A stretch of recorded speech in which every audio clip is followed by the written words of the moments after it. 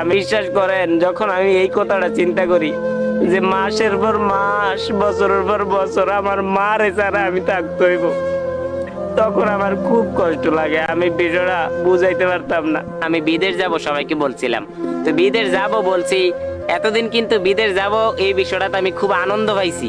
এতদিন যখন আমি মেডিকেল করছি, যখন আমি পাসপোর্ট করছি, যখন আমি ফিঙ্গার দিছি, আমি বিদেশ যাওয়ার কথাটা, শব্দটার ভিতরে খুব আনন্দ পাইছি। কিন্তু আগামীকালকে আমি বিদেশ যাবো গা ভাই। রাতটা শেষ হইলে সকালেই আমার এই দেশ ছেড়ে চলে যাইতে হইব ভাই। এই দেশে আর কবে ফিরি তার কোনো নিশ্চয়তা নাই। সবচাইতে বেশি কষ্ট লাগে এই বিষয়টা, যখন আমি ভাবি যে মাসের পর মাস, বছরের পর বছর আমার মার ছাড়া আমি থাকতে হইব। এই বিষয়টা আমি খুবই মান্য নিতে পারতাছি না। মানে আমার মার ছাড়া আমি মাসের পর মাস, বছরের পর বছর কেমনে থাকতাম মারে ছাড়া।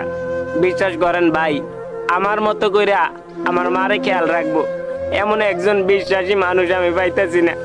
যে আমি এই দেশ ছেড়ে চলে গেলি গা, আমার মার কাছ থেকে দূরে চলে গেলি গা, কি আমার মারে আমার মতন করে খেয়াল রাখবো? আমি আমার মার যেভাবে খোঁজ খবর নেই, আমি রিক্সা চালাইয়া ঘরে গেলে আগে মারে ডাক দিতাম, মারে জিগাইতাম আম্মু তুমি ঘরে আসুনি। আম্মু যদি দেখতাম যে ঘরে আছে, তখন আমার সারাদিনে রিক্সা চালানোর ক্লান্তিটা মন থেকে যাই গেতো। এখন আমি চিন্তা করতেছি আমার মাত্র একটা রাত থাকি আমরা বাংলাদেশে, আমি কালকে কিভাবে আমার মারে চাইটা যাবো, আমি এটা বিশ্বাস করতে পারতেছি না ভাই। আমি এটা ভাষায় প্রকাশ করতে পারতাম না যে আমার মারে ছাড়া আমি কেমনে থাকি। আর বারবার কেন জানি মনটার ভিতরে একটা একটা বাড়তি চিন্তাই মনে হয় যে এই বুঝি আমার মারে শেষ, আমি বুঝি আর জীবন আমার মারে দেখতাম না।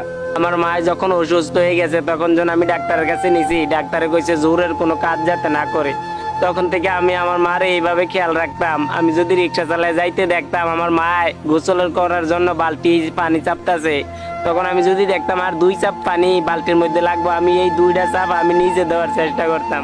আমার চোখের সামনে কোনো ভারী জিনিস আমার মারে আলগি দিতে আমি দেই নাই, কারণ ডাক্তার নিষেধ করছিল যে আমার মারে সুস্থ রাখতে হইলে আমার মার যত্ন নিতে হইব। আমি ডাক্তারের কথা হই না, আমার মারে একটু ভালো রাখার জন্য কত কঠিন ভাবে আমার মারে যত্ন নিতাম। আমি রিক্সা চালিয়ে ঘরে গিয়া আমার মা যখন দেখতাম পানি চাপতে আছে, বালতির 1 চাপ পানি, একটা চাপ আমি বেশি দেওয়ার চেষ্টা করতাম।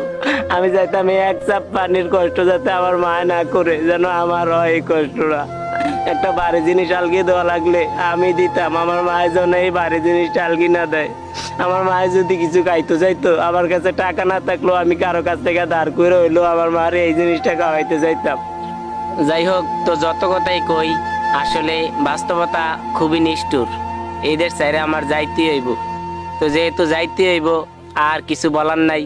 সবাই আমার জন্য শুধু দোয়া করবেন যেন আমার ভিতরে কষ্টটা একটু কমে, আমার যেন তেমন কষ্ট না হয়, আমি যেন আমার আপন মানুষ চাইরা বিদেশ গিয়া যাতে থাকতে পারি।